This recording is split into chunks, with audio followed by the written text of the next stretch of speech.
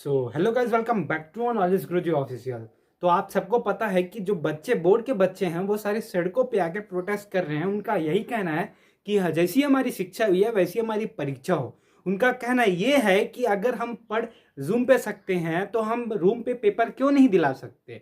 उनका ये मानना है कि हमारी ऑनलाइन शिक्षा जैसी हुई है वैसी हमारी ऑनलाइन परीक्षा भी होना चाहिए। तो इस बात पे कहाँ तक का तर्क है, क्या हमारा तर्क है, क्या हम सहमत हैं आप हमारे बातों से?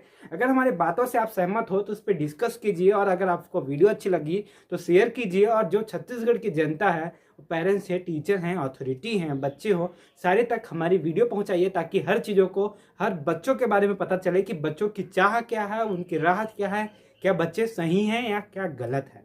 तो चलिए शुरू करते हैं। तो सबसे पहले आते हैं कि बच्चे रोड पे कैसे आ गए। उनको जैसी शिक्षा है वैसी परीक्षा क्यों चाहिए? क्योंकि पिछले टाइम क्या हुआ था, इसी मंथ में जब इंडिया में 1000-2000 केसेस आ रहे थे, तो यही छत्तीसगढ़ बोर्ड ने, जो बच्चे थे जिनके बचे हुए बोर्ड पेपर थे, उनके एग्जाम ना लेने का फैसला किया। उनको इंटरनल असेसमेंट, उनके जैसे होते हैं अर्धवार्षिक, त्रैमासिक, प्री बोर्ड, उनके नंबर अपने बोर्ड नंबर में देने को कहा। लेकिन आज जब छत्तीसगढ़ में खुद 4 से 5 हजार केसेस पर डे आ रहे हैं, तो आज कुछ नहीं कहना बच्चों के लिए डर बन रहा है, उनके लिए भय बन रहा है। ये कोरोना की दूसरी लहर है जो हर गांव में, हर शहर में पहुंच गई है। महाराष्ट्र के बाद हमारा छत्तीसगढ़ आज दूसरे नंबर पे है। लेकिन ये बच्चों का डर भी एक तरह से, ये रोड पे निकलने की चीजें उनके लिए यही चीज है जो उनका डर है, जो उनका कहना है। उनका कहना ये है कि हमारी परीक्षा लो, लेकिन वो ऑनलाइन तरीके से लो। लेकिन अथॉरिटी कहती है कि ऑनलाइन परीक्षा नहीं लिया जा सकता। लेकिन उसके बाद भी बच्चों का कहना यह है कि अगर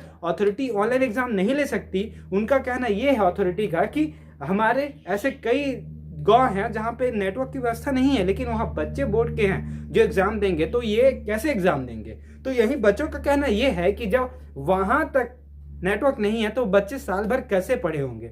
साल भर आपने ऑनलाइन क्लास लिया तो वो बच्चे ऑनलाइन क्लास अटेंड कैसे किए होंगे। तो ये सारी चीज़ों को लेकर बच्चे ने सड़क पर निकलने का फैसला किया है। बच्चों का कहना है जैसी शिक्षा वैसी परीक्षा।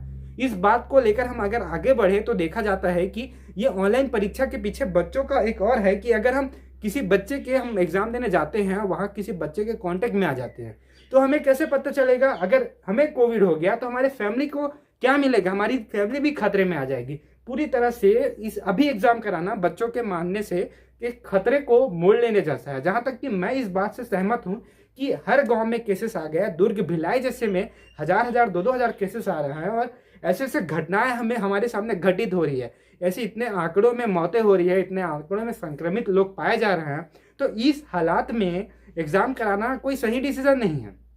ये बच्चे भी यही कह रहे हैं कि हम जानते हैं कि अभी तुरंत से कोई ऑनलाइन एग्जाम नहीं लिया जा सकता, और ऑनलाइन एग्जाम लेने के लिए थोड़ी डिफिकल्टी और बहुत से प्रोसेस से गुजरना होता है। तो मैं आपको बताता हूं कि जैसे आप यहाँ पे देख सकते हैं, एक डिस्ट्रिक्ट जो है, डिस्ट्रिक्ट डीओ दुर्ग की बात है, वहां भी संक्रमित पाए जा रहे हैं। और कुछ दिन की बात है, बच्चे मुझसे कह रहे थे कि जो तैयारियां हैं वो शुरू हो गई है। तो यार, जो बोर्ड के प्रोसेस होते हैं वो तो चलेंगे ना। लास्ट जो फैसला होता है वो सरकार पे आता है। हमको अपनी बात सरकार तक पहुंचानी है ताकि जो हमारे पॉइंट है वो वैलिड है। हम जानते हैं हमारी परीक्षा, हमने वो एवरेज बच्चा, टॉपर बच्चा, हर कोई चाहेगा उनकी एग्जाम ऑफलाइन हो।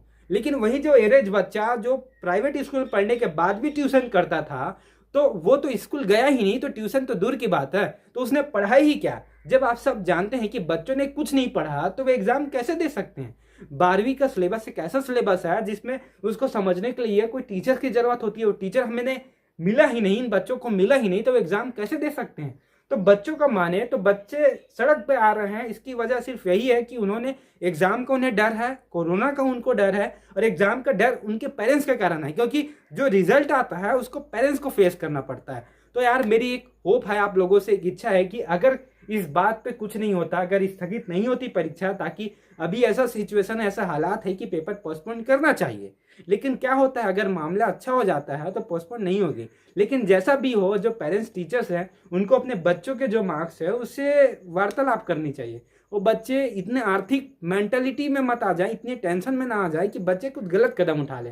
तो मैं सारे माता पिता से, ये टीचर्स से ये आग्रह करता हूँ कि जो पेरेंट्स है वो अपने बच्चों के साथ रहें। उनके बच्चे जैसा एग्जाम देते हैं, जैसा कुछ होता है, मानना मेरा भी है कि जैसी शिक्षा हुई है वैसी परीक्षा हो। लेकिन ये परीक्षा ऑनलाइन ना हो कि इसे ओपन बुक भी कराया जा सकता है। पिछले टाइम जो छत्तीसगढ़ ओपन बोर्ड में हुआ था असाइनमेंट के तौर पर उन्हें असाइनमेंट दे दिया गया था, वो जब जमा कर रहे थे, ऐसा भी इनका निर्णय ले सकते हैं, या फिर इस एग्जाम को थोड़े दिन के लिए पोस्टपोन करा जाए ताकि जब सिचुएशन सही हो तभी एग्जाम को लिया जाए। बच्चे मना नहीं कर रहे कि हम एग्जाम नहीं देंगे, लेकिन बच्चों को जो डर है वो डर कोरोना का है, और कोरोना के साथ साथ उनके एग्जाम का भी है। क्योंकि अभी जब स्कूल खुलने जा रहे थे तो कुछ दिन स्कूल खुले, उनकी कुछ पढ़ाई हुई और साथ में स्कूल फिर से बंद हो गए, तो बच्चे पढ़े ही क्या। तो बच्चों की यहाँ कोई गलती नहीं है मेरे हिसाब से, माने तो बच्चों का कहना ठीक है, लेकिन हमारी अथॉरिटी, हमारे टीचर्स, हमारे पेरेंट्स को सोचना है कि बच्चे क्या कर सकते हैं। तो अगर आप इस वीडियो से सहमत हैं तो आप इस वीडियो को शेयर कीजिए और चैनल को सब्सक्राइब कीजिए और बेल आइकन प्रेस करके हमारा मनोत्साह बढ़ाइए, ताकि हम भी बच्चों के लिए टेंशन लें। मेरा बात ये था कि जो बच्चे चाहते हैं वो मैं अपने चैनल के थ्रू आप लोगों को बताऊं, ताकि आप लोगों तक जो पॉइंट है वो पहुंच सके। तो चलिए मैं चलता हूं।